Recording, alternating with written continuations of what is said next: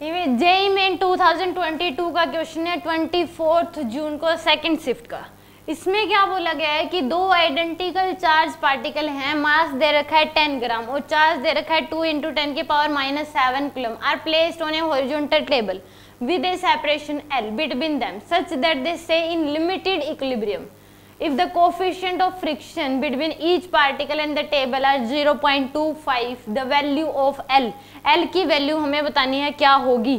तो इस क्वेश्चन में हमें क्या करना है कि इसने कहा है कि यहाँ पे एक चार्ज पार्टिकल है जिसका मास है 10 ग्राम, इसके ऊपर चार्ज है 2 × 10⁻⁷ और इनके बीच जो गैप है वो L है। एक दूसरा पार्टिकल इसका मास भी 10 ग्राम है और उस पे है 2 × 10⁻⁷ और यहाँ पे ये एक टेबल पे रखे हुए हैं और फ्रिक्शन की जो वैल्यू है म्यू की वैल्यू दे रखी है 0.25।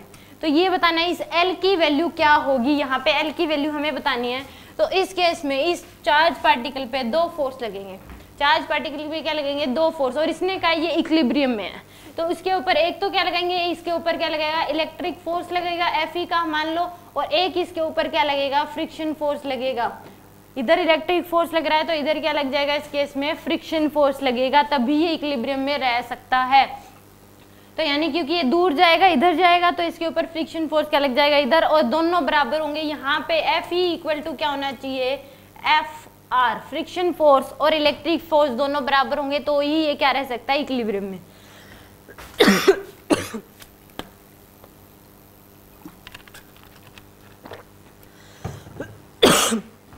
अब यहाँ पे Fe जो होगा, पहले फ्रिक्शन फोर्स जो होगा वो कितना आ जाएगा, μmg के बराबर।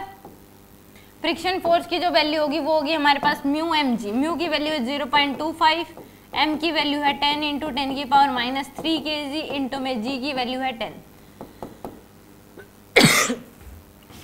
25 × 10 की पावर क्या आ जाएगा, -3, ये आ जाएगी हमारे पास फ्रिक्शन की वैल्यू। और इसमें इलेक्ट्रिक फोर्स की जो वैल्यू होगी वो हो जाएगी kq² बाय में L²। k की वैल्यू है 9 × 10⁻⁹, q की वैल्यू है 2 × 10⁻⁷ डिवाइड बाय में क्या हो जाएगा, L² इंटू में 2 × 10⁻⁷, यानी कि 9 × 10�9 इंटू में 4 × 10⁻14 डिवाइड बाय में क्या आ जाएगा, L²। तो यहाँ पे 36 × 10⁻⁵ डिवाइड बाय में क्या आ जाएगा आपके पास, L²। अब दोनों बराबर हैं तो हम इक्वेट कर देंगे। यहाँ पे हमें क्या करना है कि Fe इक्वल टू क्या करना है, Fe इक्वल टू करना है Fr। तो Fe की जो वैल्यू है वो 36 × 10⁻⁵ divide by L² equal to Fr है 25 × 10⁻⁻3। तो यहाँ से L² आ जाएगा आपके पास 36 × 10⁻⁵ डिवाइड बाय में 25 × 10⁻3, यानी कि 36 × 10⁻² डिवाइड बाय में 25। ये हमारे पास आ गया। यहाँ से इसको अगर हम सोल्व करें 36 डिवाइड बाय में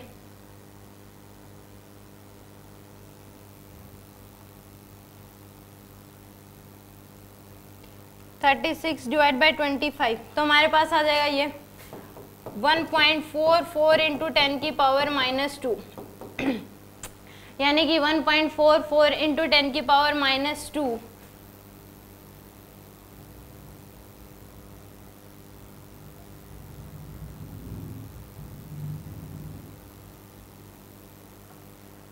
इतना हमारे पास क्या आएगी, L² की वैल्यू है। ये हमारे पास किसकी वैल्यू आ रही है, L² की, यानी कि L² जो आ रहा है वो आ रहा है 1.44 × 10⁻²।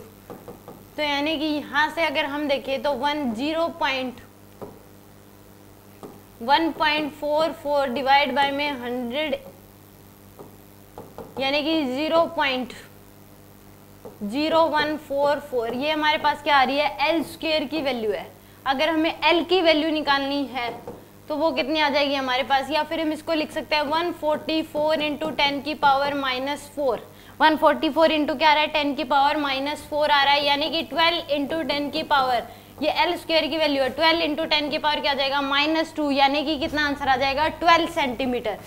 ए ऑप्शन क्या होगा हमारे पास इसमें, करेक्ट होगा, ए ऑप्शन क्या होगा इस केस में करेक्ट। सिंपल, हमें क्या करना था, इसमें कहा कि दो पार्टिकल रखे हुए हैं, उनके ऊपर चार्ज है, उनका मास दे रखा है, और एक फ्रिक्शन, जो फ्रिक्शन है इसके इसमें एक टेबल है जिसपे फ्रिक्शन की वैल्यू आपको दे रखी है, म्यू की वैल्यू दे रखी है, ये बताना है कि वो इक्विलिब्रियम में है, तो वहां पे उनके बीच का जो गैप है मिनिमम कितना रहना चाहिए कि वो इक्विलिब्रियम में रहे। तो उसके ऊपर दो फोर्स लग रहे हैं, इलेक्ट्रिक फोर्स लग रहा है और एक फ्रिक्शन फोर्स लग रहा है, दोनों को क्या करना है, हमें इक्वेट करना है ताकि वो क्या रहे, तभी इसके ऊपर नेट फोर्स जीरो होगा, तभी ये यहीं के यहीं रहेगा, फ्रिक्शन यानी कि इक्विलिब्रियम में रहेगा। तो यहाँ से हमें एल की वैल्यू बतानी थी, वो कितनी आ जाएगी 12 × 10⁻⁻²।